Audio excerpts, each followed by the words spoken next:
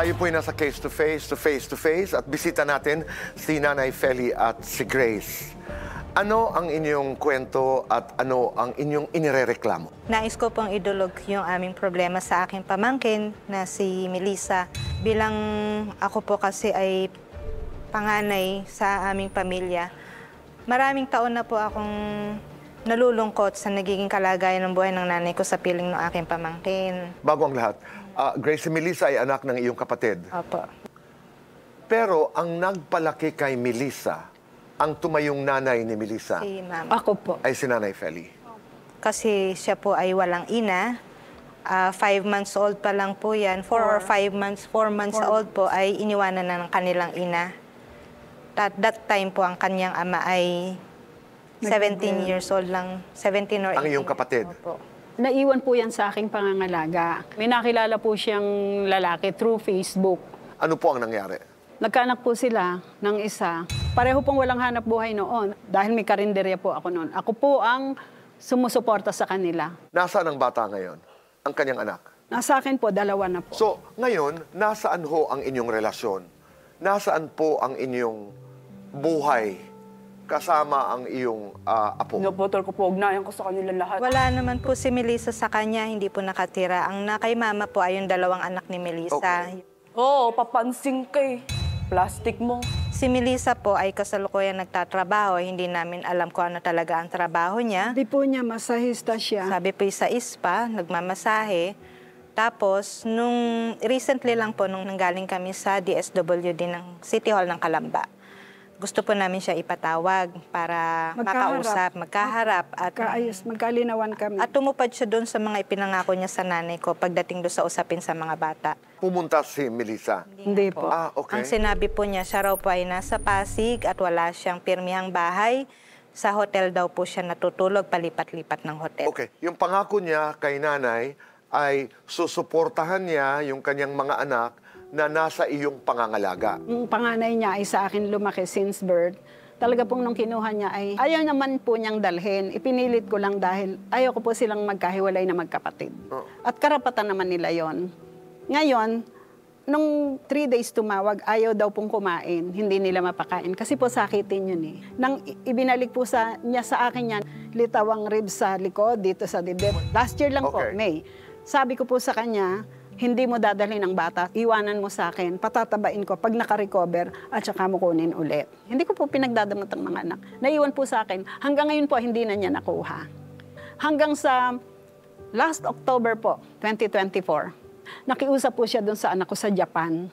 Nagmamakaawa po siya doon na, pakitulungan po ako kay mama, gusto ko na pong umuwi kasi may sakit daw po yung bunso, may bronco po. Nagmakaawa po sa akin yung anak ko sa Japan, tanggapin mo na since siya naman ang nagbabayad ng bahay. Sabi ko, sige, ikaw naman ang nagbabayad ng bahay. Nang iuwi po niya sa akin yung baby, may bronco, yung parang may tumutunog sa likod. Tad-tad siya ng kagat ng kuto ng manok, ng hanip. At sunog po yung itlog at hanggang puwet, hanggang singit ng bata sa diaper na hindi siya napapalitan. December po, nagpasko, Tito Boy. Umalis po siya, wala po siyang iniwan sa amin kahit ano. Nang ano po, sabi niya, mas maganda raw po bukod-bukod. Adi ako po'y naghanap ng bahay. Hanggang sa, lumipat nga po ako. Nagkasundo po kami, sige, alagaan ko yung mga anak mo. Pero susweldohan mo ko. Sige, magkano bibigay mo sa akin? 2K. Sa mga anak mo, 1K. Okay. Pero hindi po siya nakapagbigay ng buo. Sabi ko po sa kanya, hindi kasya sa mga anak mo yung 1K. Kasi sa gatas at diaper lang, kulang na. Pero hindi ako nanghihingi sa iyo ng additional. Yung 3K, hahatiin ko. Tag 1.5 na lang kami ng mga anak mo. De okay po. Ngayon kung magpadala po siya, 1K, after ilang araw, 1K, minsan 500, minsan wala daw po siyang pera, mamaya bukas. So ano ho ang gusto niyong mangyari? Para daw po wala ng ganyang gulo-gulo. Kukunin niya po yung mga bata. Ibibigay mo ba ang mga Hindi bata? po. Hindi po, Tito Boy. Ilang beses na pong nangyari yan. Ilang beses na po niyang kinuha, ibinalik. Sa tuwing ibabalik po niya, may sakit ang mga bata. Ako po ang nagdudusa. Ako po ang sa doktor, kasama niya. Hindi ko po ibibigay dahil alam ko pong mapapariwara ang mga bata. At wala po siyang kakayahang mag-alaga ng anak. Hindi, kukunin ko yan. Ayoko pong magsisi sa bandang huli. Ibibigay ko po yan, ba't hindi anak niya yan? Kung nakita ko pong maayos ang buhay niya, Tito Boy, kung makita ko pong maayos ang buhay niya, hindi po niya priority ang mga anak niya, Tito Boy. Hindi po. Tito Boy, sa poder namin, mahal na mahal ang mga anak niya. Hindi, kukunin ko yan sa ayaw at sa gusto nyo. Kung gusto po niyang magsustento siya. Kung ayaw niya, okay lang din po. Idadaos namin. Napalaki ko nga po silang magkapatid. Nag-birthday po ang anak niya. Wala po siyang pinadala kahit pisong duling. Wala po. Sabi niya po, makikipagkita siya. Iaabot niya yung cake. Bibigyan niya akong pera, pero wala po. Binigyan kita ng pera, 2,000. Huwag mo akong kukonsensyahin kung alam mo lang ma kung ano kalagayan ko. Ayaw niyo ipakita anak ko ni video, ayaw niyo ibigay. Naiintindihan po kita, nanay. Sana po'y matulungan niyo po ako. Mamaya, mag-uusap tayo. Okay, salamat. Salamat. Makikita tayo. Hello po, Tito Boy. Tito Boy, ang bigat po. Kasama po namin si Melissa. Nanginginig siya sa iyak. Hindi niya matanggap yung sinasabi ni Nanay Feli na pabaya siyang ina. Marami daw siyang proof na nagsusustento siya, lalo na kapag meron siya. Ang gusto lang naman daw niya, ikunin yung anak niya. Okay. There's always another side to the story. Yes, Ika nga. Salamat. Kita tayo ulit mamaya. Salamat. Melissa, Tito Boy. kumusta ka? Okay lang po. Oo. Narinig mo lahat ang salaysay ng mama mo Opo. at salaysay ni Dulce ang iyong tiyahin. Anong laman ng iyong puso? Nakakausap ko si Mama. Nakakausap ko po sa cellphone. Nangingi pa po yan ng pera. Nagpadala po ako kay Mama nun ng pera. Sa iyong pakiramdam, wala kayong problema, walang Wala po, dahilan hindi ko- para kayo'y pumunta dito at isa publiko itong problema nito. Opo, wala po talaga. Hindi ko po alam. Kasi po, nakatawag naman po sa akin yung DSWD, gano'n. Pipirma daw po. Akala ko po yun na nga po yung huli kasi nakailang barangay na din po kami. Sustento po yung hinihingi sa akin ng DSWD. Gusto mo ba silang makasama, Opo, makuha? gusto ko po makuha anak ko.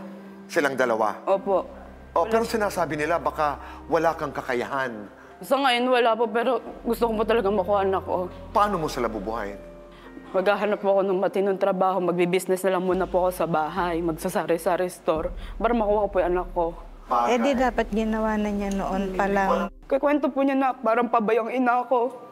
Hindi ko po tatanggapin kasi lahat po ginawa ko para sa anak ko mabuhay, lahat. Ginawa ko po yan para sa anak ko. Alam po nila yun.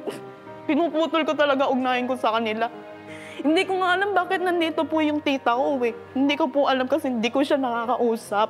Ayoko po sila makausap. Ang sabi niya ay dahil gusto niyang protektahan ang inyong mama, ang iyong lola, dahil matanda na. Sinabi ko po sa kanya, bakit hindi mo pa kunin si mama habang malakas pa? Kasi alam ko, pag yan po si mama nang hina, ako po sisisihin nila kasi sinabi niya yung pag nang hina si mama at nagkasakit, ikaw lang sisisihin. Pero, Tito Boy, yung na-hospital si mama sa JP, buntis ako lang ang umaruga kay mama. Pinuntahan siya nung panganay niya, pero ako ang nagbantay kay mama, buntis ako sa bunso ko, walang anak na nandun. Alam ni mama lahat yan. Kaya hindi ko tatanggapin lahat ng sinasabi nila sa akin na ganyan. Mahal mo ang mama mo. Mahal na mahal ko yan si mama, alam niya yan. Sobrang mahal ko yan. Nasusulsulan lang yan ng mga anak niya. Hindi na ako napunta sa kanila. Ayaw, hindi ako pwede matulog. Yung anak ko, hiramin ko. Maghapon lang, ibabalik sa gabi. Bakit? Wala ba akong karapatan doon? At mahal na mahal mo ang iyong mga anak. Mahal ko talaga, Tito Boy. Wala ba akong karapatan magpapakain ako? Nung birthday, hiramin ko. Paghahanda daw nila. Saan ka ngayon na uwi? Kabuyaw po. Ikaw ba'y may boyfriend? Meron po akong boyfriend. May trabaho ka ngayon, Melissa? Therapist po. Dati po kasi nasa spa ako, ngayon po freelance na lang po. Pero isang araw, maraming taon mula ngayon, makikita itong pag-uusap natin ng dalawa mong anak. Anong nais mong sabihin sa kanila? Yun po. Na kaya ko ito ginagawa para sa inyo to. Para makuha ko din kayo. Alam ko, bandang huli, kayo lang magmamahal sa akin ng totoo. Mahal na mahal ko kayo. Maraming salamat, Melissa. Merong dahilan kung bakit tayo nag-uusap. Yun po. Okay. So, Tito Boy, sinabi ni Ate Grace na parang hindi talaga nila ibibigay or ipagkakatiwala yung anak pa rin. Kahit Kasi anong parang- gawin. Makabigat sa puso, Opo. problemang pamilya. Sa ating pagbabalik po ay haharap si Nanay Feli, si Dulce at saka si Melissa sa ating mga abogado at lalo na kay Kuya Alan. Magbabalik po ang Kaitanin Action.